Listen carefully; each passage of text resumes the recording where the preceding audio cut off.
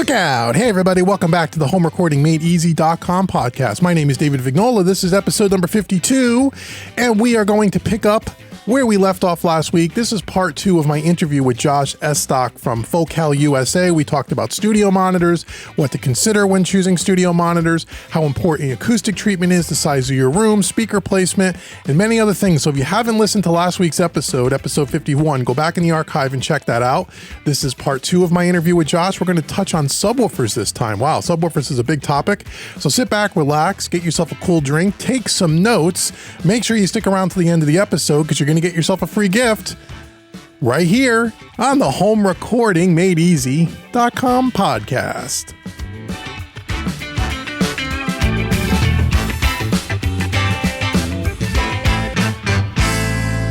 So now I want to throw one more little monkey wrench into this whole equation. Is I get asked a lot about subwoofers, right? So now we're going to doubly increase the complexity here. So now I know with Focal now, my opinion has changed on this. I'll be honest with you. When I first bought my Solo 6s from you, however many years ago it was, I mixed for years without a subwoofer.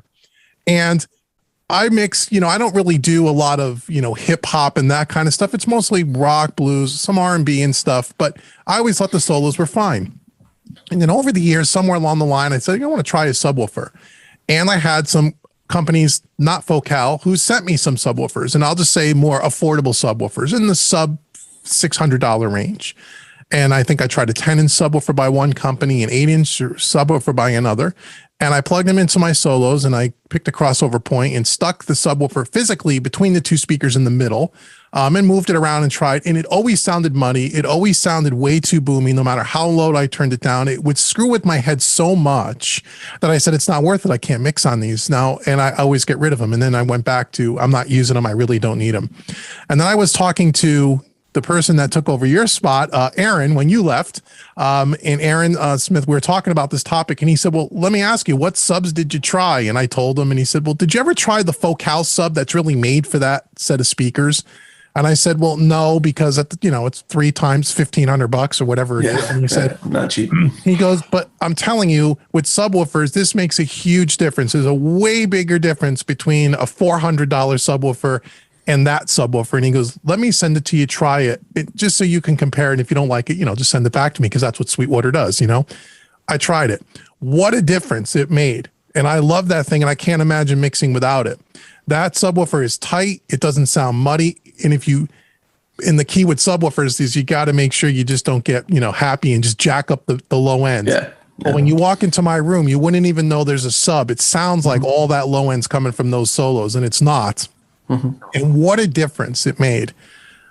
So now I'm like, I can't imagine mixing with the sub without it. So I guess my question for you is, is there really something to, is it really you kind of get what you pay for? And one of the reasons why that sub sounds so good is because it is more expensive. There is a lot more engineering, and it was more made and maybe tuned for the solos or for that line of speakers, because it's called the solos. Sub 6. Yeah, something like that, is kind of as the matching set.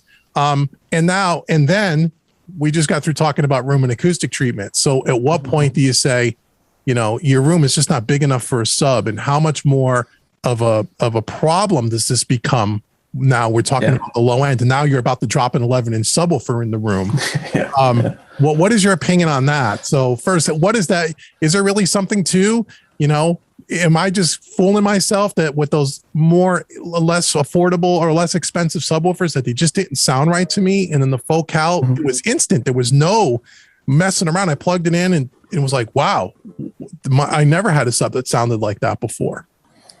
Yeah, I mean, it's a lot to unpack. I think in a few trying my best to unpack it. Being completely room dependent, right? Let's just assume for a moment that we're not dealing with any room modes or anything. The goal of any sub is really to create an extension of your monitoring system, right? It's not just to bump up the bass. It's not to make louder bass. It's to give you lower bass, right? In cases like solos, right, the solo is never going to be able to recreate a 30 hertz tone with that little 6.5-inch driver like that big, 10-inch driver. 10-inch driver. Well, it's just physics, it's just never going to happen. In terms of, I can't say what you compared it to, but once again, like the, value is things like dynamic range are the things we really focus on, right? We don't do any DSP at the moment, not to say we never will, but we very much make an all analog monitoring system and feel like the best way to that we know at the moment is to kind of talk about those three components again: mass, dampening, rigidity. Yep. And kind of make the best we can, the best compromise based on the job we're trying to do. Obviously, if you take a more expensive sub like sub 6 and compare it to a lot of less expensive things, you have to think that at least, the cost to build these things, all that other stuff, they all play a big role. But it's really our driver technology. Our drivers are really, really light. They don't weigh very much. The woofer on that thing is literally made of glass. Wow. Layers of glass with the foam, and same thing with Solo 6. They're made of glass, so they're really, really rigid. And they're light, so they're efficient. So what that really means is we can have a fairly significant amount of output without that driver weighing as much as it would otherwise weigh in another speaker, right? And things like neodymium magnets that are really expensive and have high amounts of magnetism versus, say, a ferrite magnet or a ceramic magnet that are a lot less expensive. The dynamic range suffers, the sensitivity suffers, and this is a brand agnostic thing, but a lower quality component typically performs in a less significant way. So yeah, it's kind of all of those things. I would say I'd like to think that we know a little bit about what we're doing in terms of making speakers. We've been doing it for a long time, and that sub is kind of catered to have the same sonic signature. It's got the same power amplifier topology, all that stuff, the same driver philosophy behind them that we kind of take with everything. But yeah, I mean that mass thing, if you put I always use this analogy, but if you've got a Mazda Miata and you're flying down the road, right, and you've got a Ford F350, right, and you take that motor from that F350 and you put it in that Mazda Miata, mm-hmm. It's probably going to go a lot faster than that little four cylinder, right? But if you take that 4-cylinder and you put it in that F350, that F350 is not going to go very fast. So the wattage and all of that doesn't necessarily tell the whole story, right? You really have to take into the efficiency and the dynamic range of that driver, because that's where a lot of that nuance happens. And that's probably a lot of what you heard was like the fact that the sub was kind of pushing and pulling really, really hard, while in reality it wants to ebb and sway, right? It wants to act just like your regular speakers, right? While a less expensive speaker typically isn't as nuanced as that, right? Isn't as doesn't have the transient response probably. They're probably also Class D amplifiers. So fundamentally, Class D amplifiers are a clipping topology. They use square waves to achieve the signal versus a sine wave. They just use filtering to run it off. Sonically, that, especially in the low end, it's more noticeable. But yeah, there's a lot of things involved there. So it's everything from componentry design. It's a whole bunch of things. And I think monitors and subwoofers to me are one of the handful of things in a studio, home studio, or even a professional studio, where I always say, like, it's for lack of a better term, it is kind of, you get what you pay for. Yeah, there are some sleepers in there where you can find something super affordable that's really high quality. But in the monitor game, it always seemed to me like not just the more you spend, the better it got, but there was like a price point, kind of like audio interfaces kind of falls in that kind of realm too, with converters and stuff, that once you get above that, say $500 a speaker price point, for a powered speaker, you're $1,000 a pair, $1,000 to $1,500, $2,000 a pair. Now you're in a ballpark where you have a good quality monitor that's designed well, that has good efficiency, that's going to be in the right room, and all the things we talked about, that's going to give you the most accurate listening, situation, as opposed to a really inexpensive kind of entry level monitor. It's maybe great for listening for pleasure, but maybe not for critical listening and things like mixing so much. Now, it's a game of inches, I mean, once you get to a point, the returns diminish pretty significantly, and you're paying a premium for that extra 5% or that extra 10%. And it's not because, on our end, we're like, oh, we really want to throttle them back so we can make an extra buck. Right. No, it's just the performance of things when they get up. Materials are typically more expensive, or maybe it's significantly more labor intensive to achieve a certain result, and you have to pay for it. So, but yeah, I think you're right. So when do you say to someone, when do you add a sub? Or let me ask you, does the style or genre of music that you're working with, does that lend itself in your mind to one specific type of series of speaker from Focal over another? Or does that really not really matter so much? I know maybe you think subwoofer, you think when you're dealing with stuff with real low heavy, rap and R and hip hop and that kind of stuff was, dance music, big bottom end. That's where a sub would seem like it would make sense.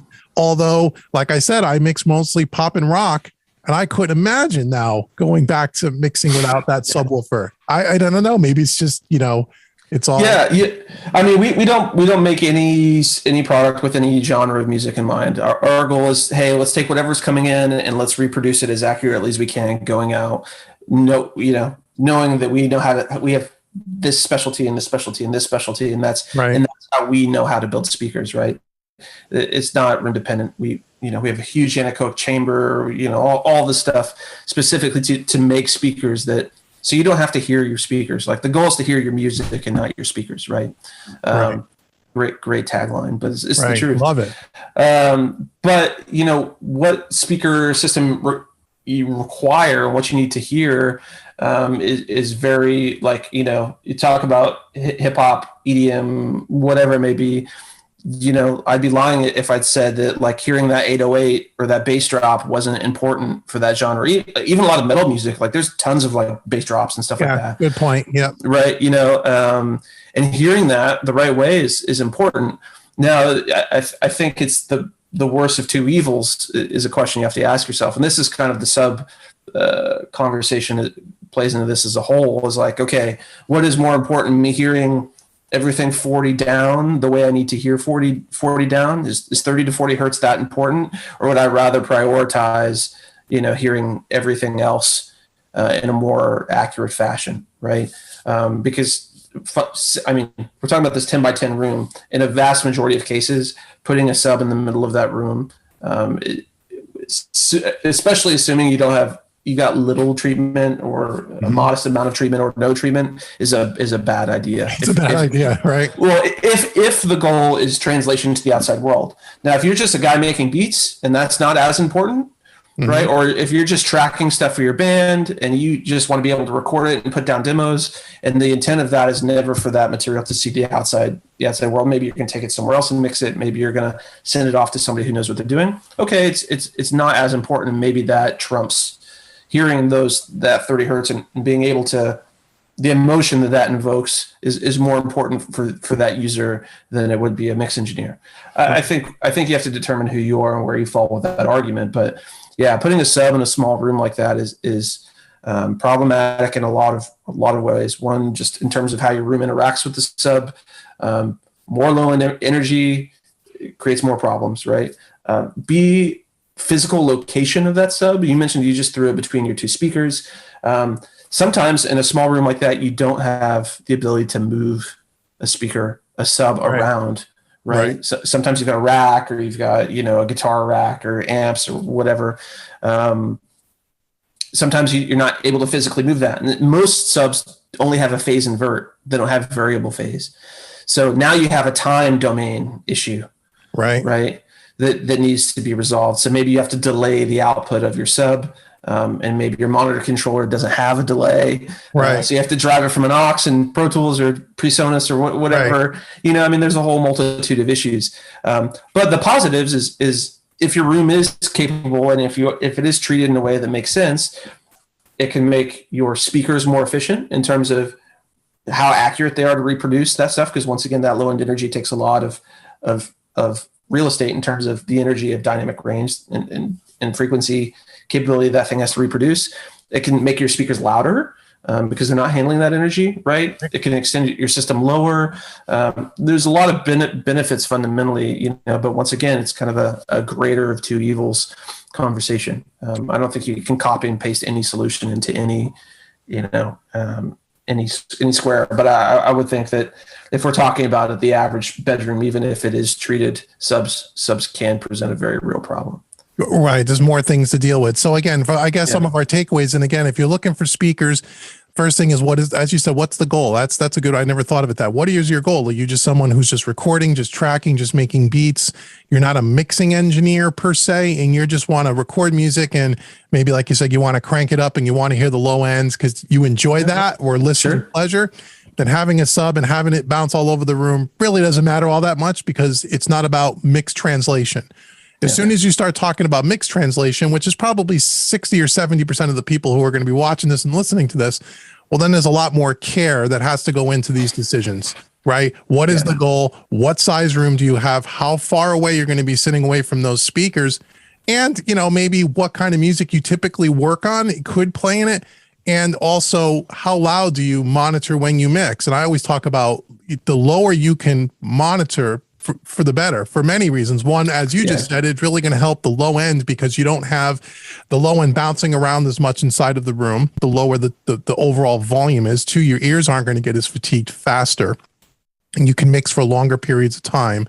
So all of those things together, I think, make up as part of the decision process. And then, as you said, when you decide about, I'm going to buy this kind of speaker in this price range, well, maybe the acoustic treatment should be rolled into that budget, right? If I'm going to spend, if I have $3,000 to spend on a pair of monitors, well, let's talk about maybe a third of that or 20% of that or whatever should be set aside for. Well, you may need to level up your acoustic treatment before you buy those speakers, and you'd probably be better off buying maybe one series down or one step down in price on the speaker and using that extra money to make sure the room is acoustically treated properly to get the most out of that speaker, right? As opposed to just, shooting the whole load on the most expensive thing you can get with the biggest speaker and then putting it in the wrong environment and never getting that mix to translate outside of that space. Yeah, nailed it. I mean, I can't count how many times, unfortunately, that I've had a conversation, with,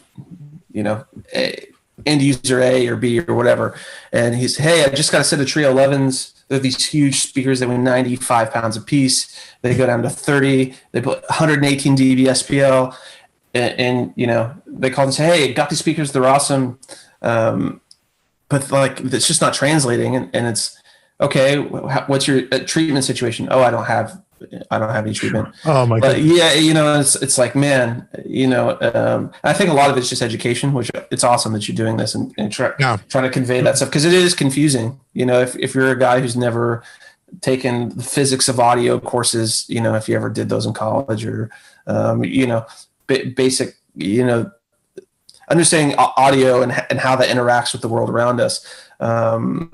It's super important. I mean, trust, like the result you will get from opposed to buying $8,000 speakers, buy $4,000 speakers and spend the other $4,000 in treatment.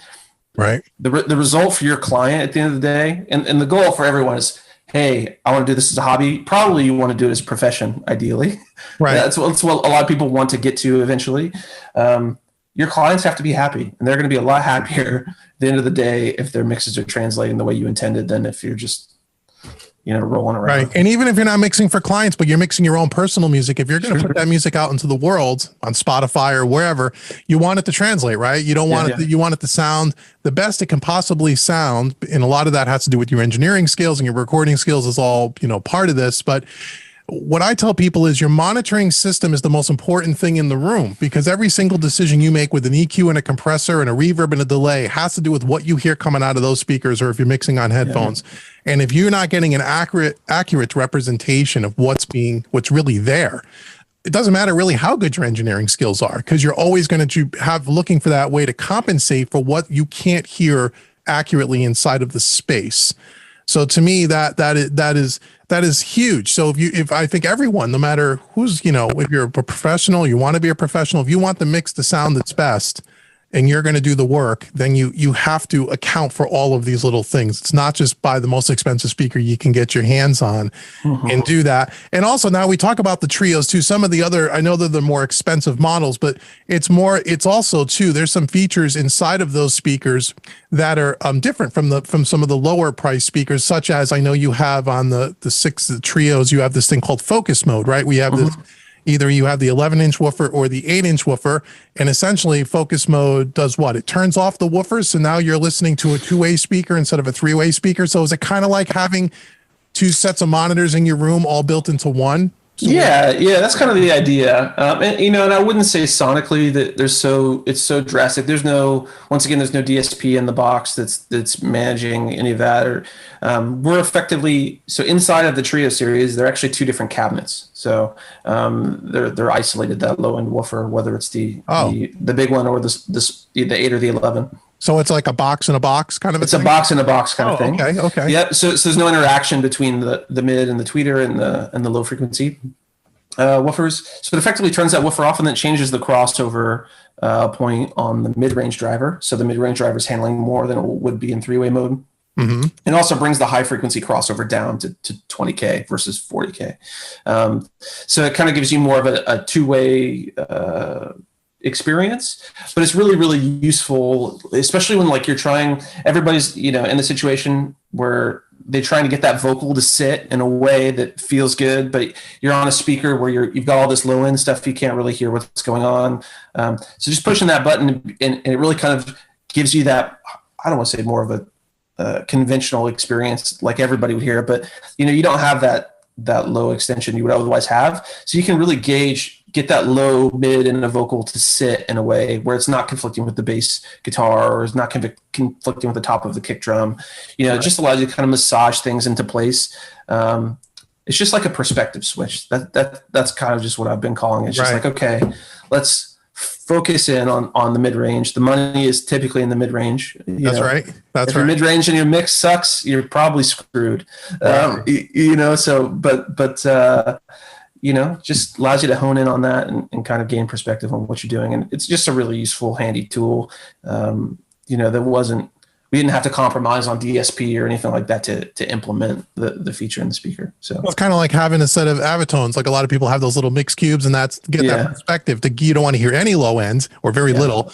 And if you can get the joke, same thing with NS10s, right? If you can make your mix sounds balanced, and you can listen to it for more than 5 minutes on a set of those speakers, your mix is probably going to translate most places, right? So is that kind of the concept to get away? Yeah, that's kind of the idea. It's not as dramatic as like a set of Ortones, because an Ortone is just one driver. There's no actual tweeter. Right. There's more dynamic range, but yeah, that's kind of the idea, is to limit that band that you're hearing to something that is more conventional in terms of the way music's dispersed all over the world. Like, if you hear, if you're mixing a track and it's like, that's going to be played on an overhead speaker in a like in a supermarket or something, it's good to be able to have that extra tool to be able to have more of that experience. Obviously you could take a high pass filter at like 24 dB an octave and roll that all the way up and then roll it down and play with that. But yeah, it's an easy little handy feature that people seem to like.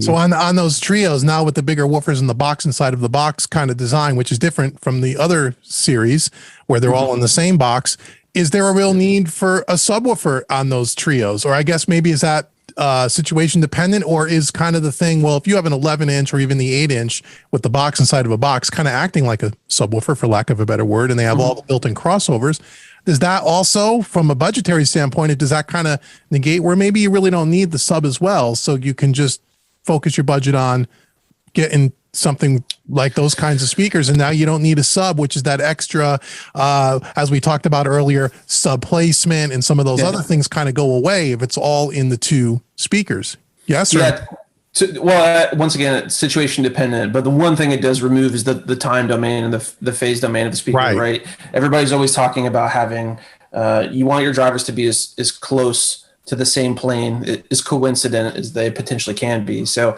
there's a lot of ways we manage that with subs. You move them around the space, but that just kind of negates a lot of that issue. If that is your concern, and they definitely do go lower. Whether that's low enough for you or not is the question, right? If you have a really, really huge space, if you're in a space that's 30 by 40 and you've got a big console and something like that, Trio 6s might go low enough for you. But if you got a guy who wants to come in and he's got beats and sub bass that go down to 28 hertz or something, and he wants to crank the knob to 10, like as soon as he steps in the space, which happens all the time for a certain group of people.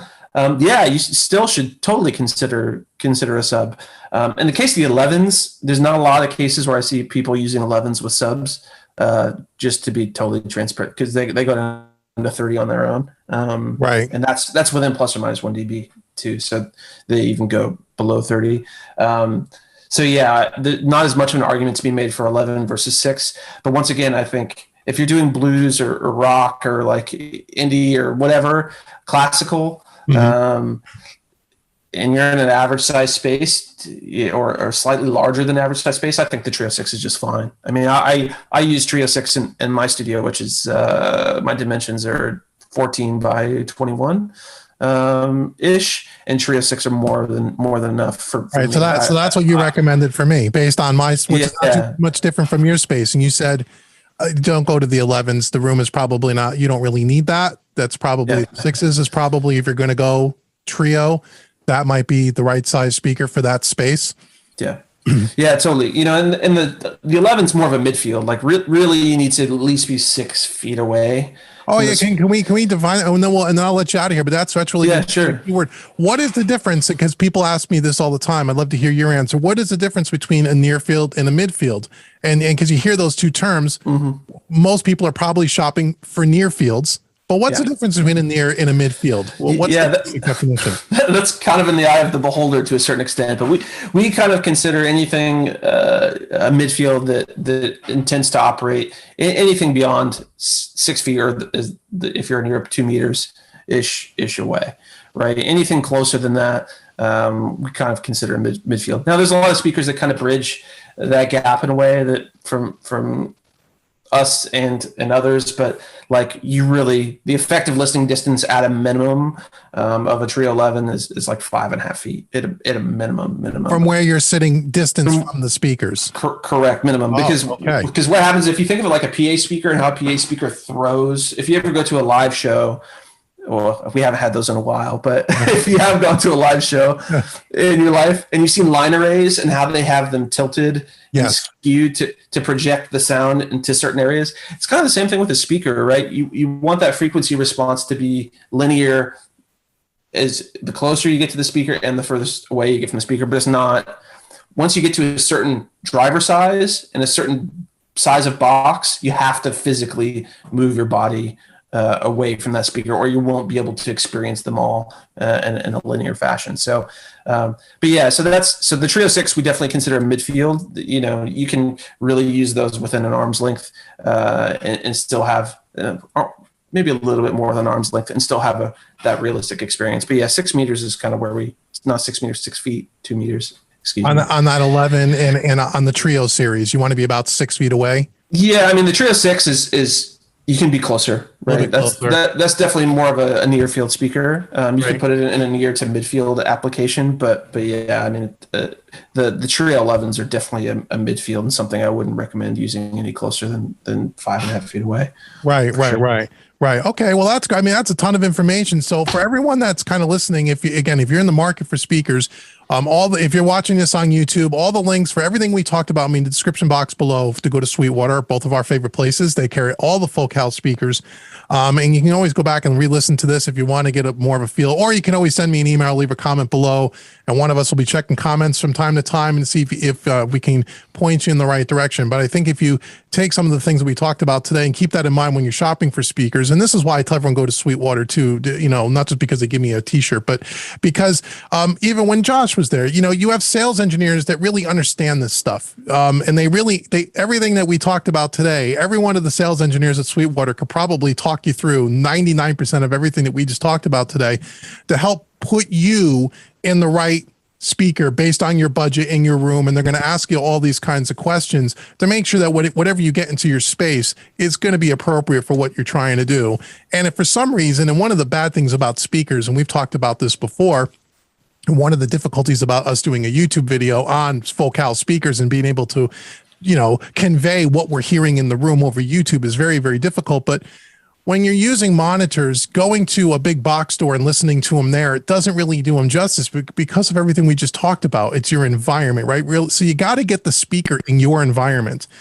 And if you're working with a place like Sweetwater, after you talk to your sales engineer and they send you a set of monitors, and for some reason it doesn't seem to be working, they'll work with you to swap them out. Okay, well, try this one, and maybe until you find what works in your space. They want to put you in the right gear. They don't want to just sell you gear. They want to put you in the right gear because they don't want you to return the stuff. They want you to get the stuff, purchase it, and make sure it works for you. And that's why I always tell everyone, buy everything at Sweetwater. So all the links will be in the description box below if you want to check that out. Josh, I thank so much for stopping by, and I can't believe that you work at Focal. Small world, small world. He sold me Focals, and now he works for Focal, and he's going to help sell me the next set of Focals, and it'll be a real interesting video. And again, I want to say thanks to you guys for helping work with Sweetwater to get me the other 3 sets of monitors so we could put all 4 in the room. And even though I'm not going to be able to, the audio is going to be tough for anyone to really judge, but it'll be myself and 2 other engineers are going to be in the room, and we're going to listen, and we're just going to give our live feedback. Because we all hear things differently. What do we hear? And what do we like? What don't we like? What do we think? And all different genres of music. So it should be an interesting video to just kind of get 3 guys' opinion on which one of these speakers do you like best, and what do you hear differently between one series and another? Because like I said, I was totally shocked by those twins versus those solos, how much different they sound. And they both sound fantastic, but I'm listening going, I couldn't believe how much of a difference there really was. And so it was an interesting learning experience, and I hope the video will help people, if for no other reason, to kind of give them another perspective before they start shopping for speakers. Yeah, I mean, thanks so much. I mean, I really look forward to the video. I think, you may come away surprises. You might come away thinking like, man, I really like what I have, and that's great. Yeah. Like if, what I mean, if that's where you're at, I mean, one thing, it'll be interesting. I think you're going to get some Shape 65s in there, and then you've got your solos. Like that's a pretty significant price jump. We talked about diminishing returns earlier. It's like, okay, you might find, I don't want to skew your bias or right. anything, but you might find it's like, oh, they're actually closer than I thought they were. And it's funny because when I listened to the twins, and I did it, after listening, I just did a mix on them, and at first I went, I don't know if I like these because I'm so used to the solos, but now I've worked on them a bit. And I got to tell you, I was telling my other friends who wants my solos. I said, I'll tell you what, when you hear these twins, man, it's just, and again, for me, because of what being a mix engineer, mixing client work, it is all about translation and being able to get as close to, although my mixes always translate really well with the solos, especially since I've added the subs, but part of it's because I know the speaker so well. But it really amazes me how accurate those twins are, and how it's like, wow, that mid-range and that upper mid-range, you can really hear it way, way more than on the solos, at least with my ears, it's just a weird thing. So I'm interested to hear how much different the Trio 6 is from those twins. That's the one and then, like you said, the Shape to the solo, those 2 comparisons, I'm really interested. How much different do they sound? And you would think and like you said, maybe you'll be happy with, it's maybe not necessarily the most expensive is the one you like the best. It really depends on the room, the situation, and everything else, and what you just like to hear, I guess, Yeah, totally. We all hear it, right? Yeah. I don't want to sway you anyway. I'm really kind of eager to see how you come away with all this, but, I know someone that owns the 11s.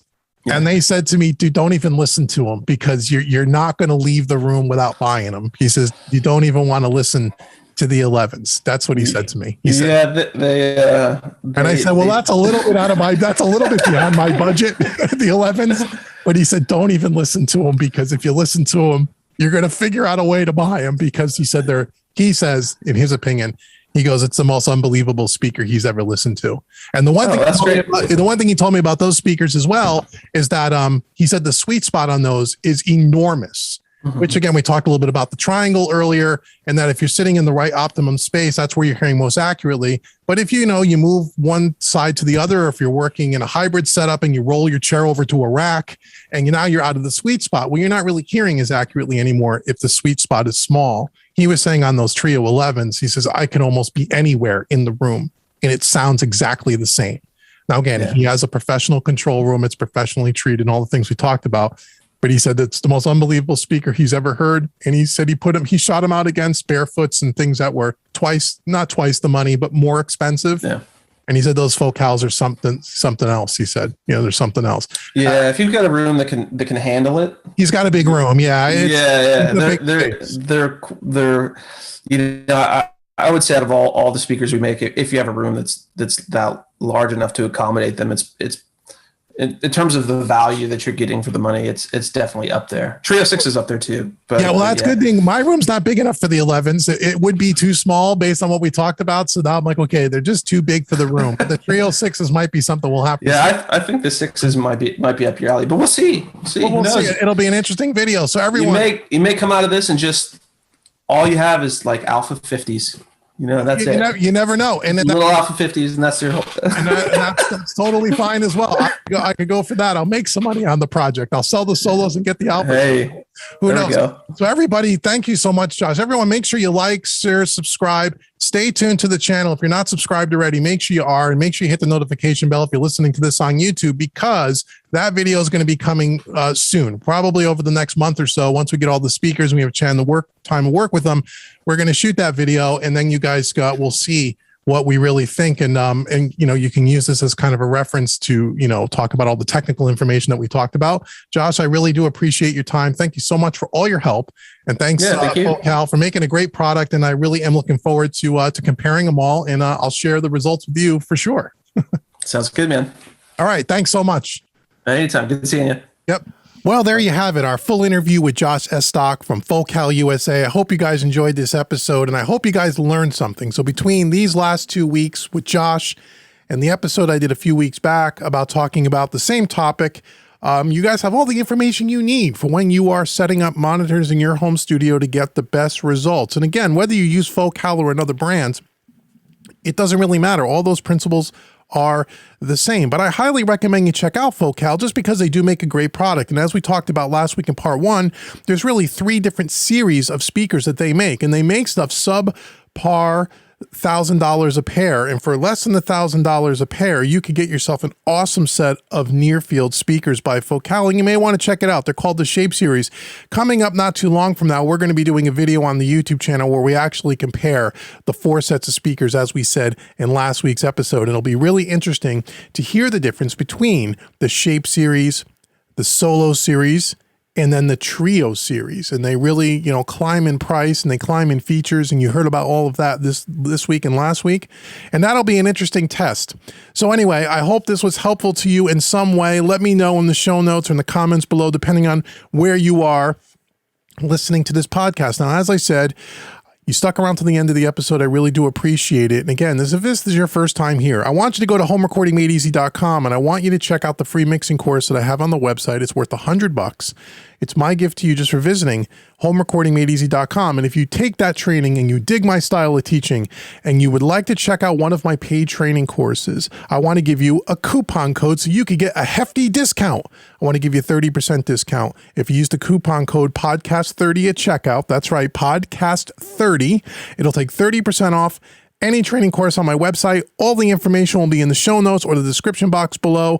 Once again, thank you so much for joining me, and please like, share, subscribe. Give me a 5-star review if you're listening to this on Spotify or Apple Podcasts, because it really does help me. And make sure that you stay tuned, because we're going to have more podcast episodes coming up in the future. And until next time, I've been Dave with homerecordingmadeeasy.com, and I will speak to you guys very, very soon. Thank you, and take care.